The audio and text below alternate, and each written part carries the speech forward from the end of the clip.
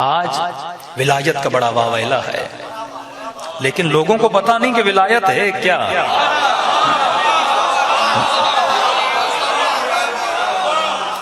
ظاہری، کیونکہ ہم لوگ مٹیریل ہیں، مٹیریل مطلب جو ظاہری طاقت ہے وہ ہمیں زیادہ اچھی لگتی ہے۔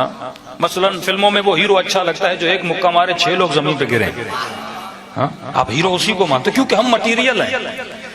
ہمیں خیبر اچھا لگتا ہے کیونکہ علی بچھاڑتے ہوئے نظر آتے ہیں۔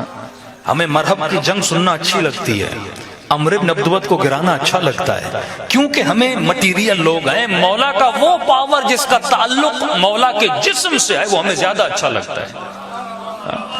لیکن کچھ ایسی جنگیں جس میں ظاہراً اہل بیت ہار گئے ہیں وہ ہمیں اچھے نہیں لگتے۔ زیادہ تر فلم بنائی جائے تو خیبر اچھی لگے گی یا مولا حسن کی جنگ اچھی لگے گی؟ دل سے پوچھو کہ مولانا خیبر کے نظر آئے کہ ہمارا امام کسی کو مار رہا ہے، نظر آئے کہ مرحب کو بچھاڑ رہا ہے، نظر آئے کہ خیبر کے در کو اکھاڑ رہا ہے، یہ وہ طاقت ہے جو مولا کے جسم کی طاقت ہے۔ یہ ضروری تھی کیونکہ عرب میں 2 ہی چیزوں پہ فخر کیا جاتا تھا، ایک شاعری پہ فخر کیا جاتا تھا، دوسرا عرب اپنے بہادروں پہ فخر کرتے تھے۔ تو خدا نے عرب کی شاعری کے مقابلے کے لیے قرآن کو بھیجا اور ان کے بہادروں کو بچھاڑنے کے لیے حیدر کرار کو بھیج دیا تھا۔ یہ دونوں پاور ضروری تھے، لیکن حقیقت میں پاور علی یہ نہیں تھا، کیونکہ تجھے دنیا میں بھی بڑے بہادر ملیں گے جو 1-10 کے مقابلے میں جائیں، 10-20 کے مقابلے میں جائیں، چھوٹے چھوٹے لشکر تاریخ میں اتنے ملیں گے جنہوں نے بڑے بڑے لشکروں کو بچھاڑ دیا۔ لیکن اصل علی ابن ابی طالب کی طاقت کیا تھی جو طاقت مولا نے سلمان کو دی؟ سلمان تو کوئی بڑا لڑاکو نہیں تھا، سلمان نے تو کسی مرحب کو نہیں بچھاڑا، سلمان نے تو کسی اندر کو نہیں بچھاڑا، لیکن سلمان ایمان کے 10ویں درجے پر کیوں تھا؟ وہ کون سا پاور ہے جو 100 سال کے سلمان کے پاس ہے جس کی وجہ سے 10ویں درجے پر ہے؟ یعنی سلمان مالک سے بھی آگے ہے، مالک جنگجو تھا لیکن سلمان کے پاس وہ کون سا پاور تھا؟ سلمان کے پاس مالک سے زیادہ عقل کا پاور تھا، ابو ذر سے زیادہ عقل کا پاور تھا۔ یہ کون سا پاور ہے جو ممبر سے بیان نہیں کیا جاتا؟ وہ پاور جس کی وجہ سے علی علی ہے، وہ پاور جس کی وجہ سے حسین حسین ہے۔ فرمایا تم نے علی کی تلوار کو لڑاتا ہوا دیکھا ہے، لیکن ایک مرتبہ آؤ میدان جنگ میں جب مولا اس کے سینے پر سوار ہے اور وہ مولا کے چہرے پہ لعب دہن پھینکتا ہے، فرمایا ہر جنگجو ہوتا تلوار چلا کے اس کا سر قلم کر دیتا، لیکن علی نے کھڑے ہو کر بتایا جس کے وجود میں عقل ہوتی ہے وہ اپنے غصے پر کنٹرول کرتا ہوا نظر آتا ہے۔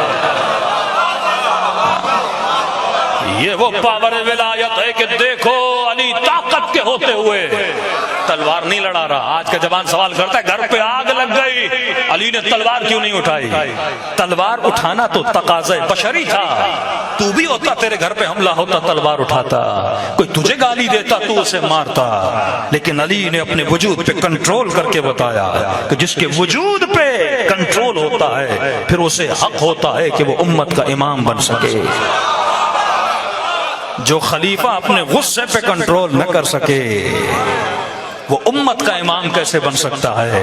اور جب یہودی نے میرے مولا کے ہاتھوں میں رسیاں دیکھیں فوراً کہا اشہد ان لا الہ الا اللہ واشہد ان محمد رسول اللہ واشہد ان علی ولی اللہ۔ جیسے اس نے شہادت پڑھی ایک مرتبہ دیکھنے والے نے کہا میں نے تجھے نبی کے زمانے میں بھی دیکھا تھا لیکن تم مسلمان نہیں ہوا تھا، آج ایسا کیا ہوا کہ تم نے علی کے ہاتھوں میں رسیاں دیکھ کے اسلام کو قبول کر لیا؟ کہ یہ وہی ہاتھ ہیں جن کو میں نے خیبر میں دیکھا تھا، یہ وہی ہاتھ ہیں جن کو میں نے خندق میں دیکھا تھا، یہ وہی ہاتھ ہیں جنہوں نے مرحب و انتر کو بچھاڑا تھا، لیکن آج یہ ایسے کھڑا ہے جیسے زندگی میں اس نے کبھی تلوار اٹھا ہی نہیں ہے، جیسے اسے لڑنا نہیں آتا۔ بس مجھے یقین ہو گیا جہاں سے اس کے صبر کا کنٹرول ہے وہیں سے اس کے غضب کا کنٹرول ہے۔ اسی کا نام ہے ولایت الہی۔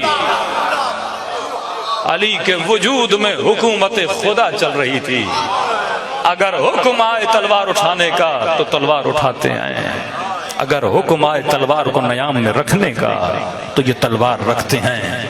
تو اے ولایت کے نعرے مارنے والے یہ دیکھنا پڑے گا کہ میرے وجود میں اس ولایت کا پاور کتنا ہے۔ یہ اصل ولایت، ولایت یعنی حکومت۔ حکومت اپنے جسم پہ وہی کر سکتا ہے جس کے وجود پر عقل حاکم ہو۔ نقل والے علی والے نہیں ہوتے، عقل والے علی والے ہوتے ہیں۔